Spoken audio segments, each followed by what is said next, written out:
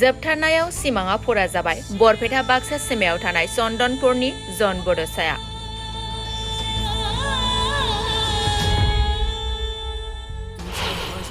केदारनाथ मन्दिरखौ गावनि मेगनजोंनो नायनो सिमां दंमोन जन बड'साया।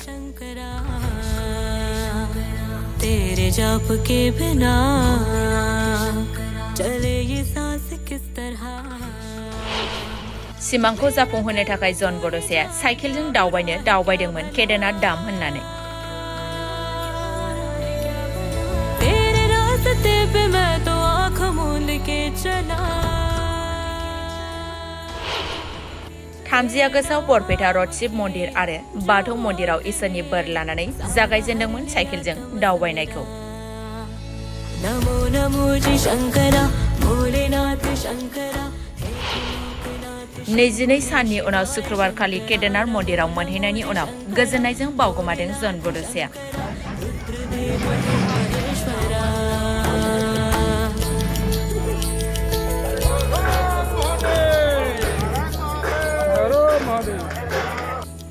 बे समाव केदारनाथ धामाव फुजा अर्चना खालामगासिनो दं बे लाइमोना।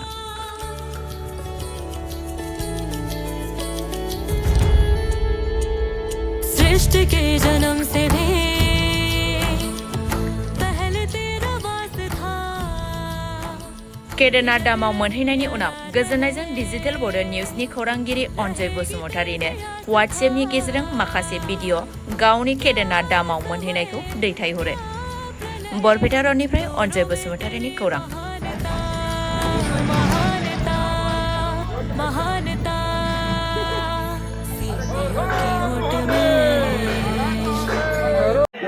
हर हर महादेव। मेरा प्यारे साथियों, एक मेरा सपना था, सपना ऐसा सपना था सो के नहीं देखा था मेरा सपना। मैंने वास्तव में सपना देखा, मैं जागते हुए सपना देखा था।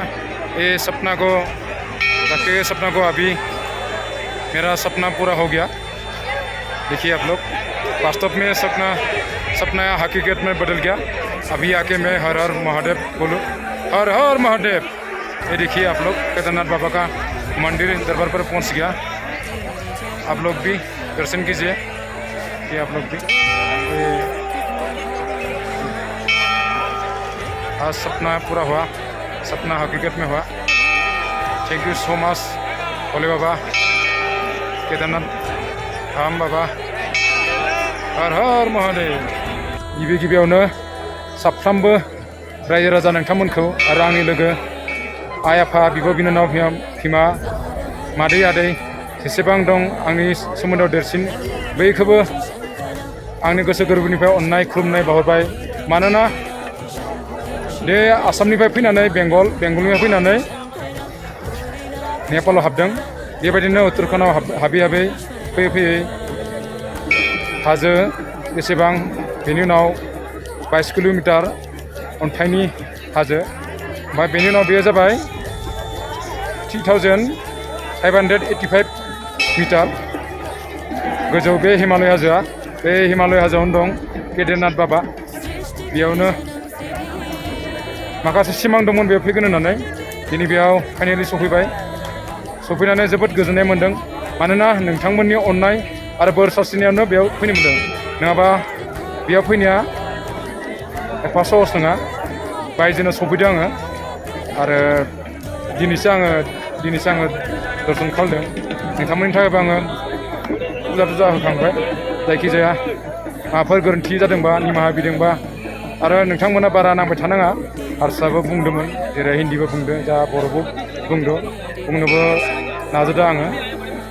आसा खालामो नोंथांमोनाबो बेयाव फैनो थाखाय मालाबा सम मोनबा लासैनो फैदो। समनि आंखाल आरो फैगोन होनबाबो फैनो हाया। सोरनाबा बुरजा रां थाबाबो कर'रपतियावबो फैनो हायाखै, आरो जायनाव रां दं बेबो सोरबा फैनो हायाखै। जायनाव रां गैया बेबो फैनो हादों। नाथाय मा होनबावनो, जायखिजाया भगबाननि अननाय बिसोरनि बोरखौ लानानै दिनै थांनो लागानि फिन खेबसे रायजो राजाखौ खुलुमनानै आरो केदारनाथ बाबाखौ हर हर महादेव बुंनानै आं दिनै बुंनायखौ बेयाव फोजोबनानै हर हर महादेव।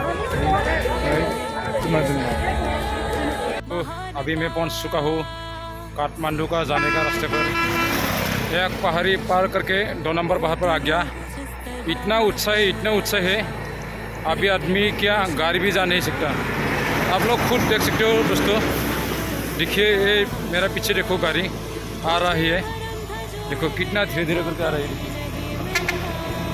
गाड़ी आने से देखो कितना उत्साह है, कितना उत्साह है। और आदमी लोग कैसे जाएगा। फिर भी मैं बाइक तो नहीं है, स्कूटी लेके महादेव के नाम पे केदारनाथ जा रहा हूँ। आप लोग प्यार से मेरे लिए मन्नत मांगिए और मोटिवेट कीजिए। हो सके तो आप लोग हर हर महादेव लिख दीजिए। हर हर महादेव बोले होगा। आप तो सबके बोले हो, बस कोई समझ लो। अभी बहुत सारे उठना है, बहुत बाकी है। किसी जाएगा नहीं तो बोले होगा। अभी तो 20 किलोमीटर है इस पहाड़ों के अंदर। इसमें परीक्षण से किया होगा, कोई तो आदमी भी नहीं है ना, कौन देखेगा हम। शक्ति तो बोले होगा। हर हर महादेव। सेरफांगुरियाव बाजाज बाइक लानो गोसो गुदुं सुबुंफोरनि थाखाय गाहाम खौरां।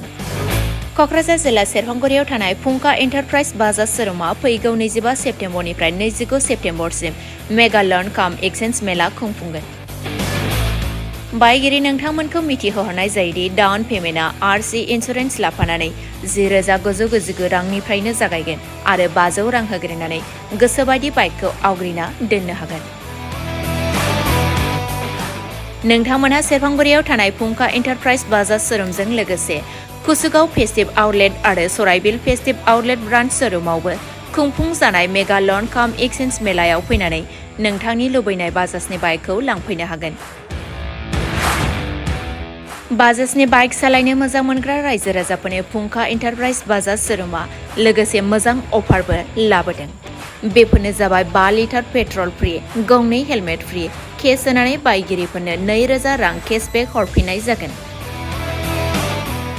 आरो मेगा लर्न काम एक्सचेन्ज मेलायाव बाइक बायगिरिफोरनो 1 बोसोरनि थाखाय 12 खेब फ्रि वाशिं होनाय जागोन। आबुङै मिथिबावनो थाखाय 6003817191 नङाब्ला 9101547892 आरो 9101598021 जानबुं नम्बराव खौरां लाहरनो हागोन।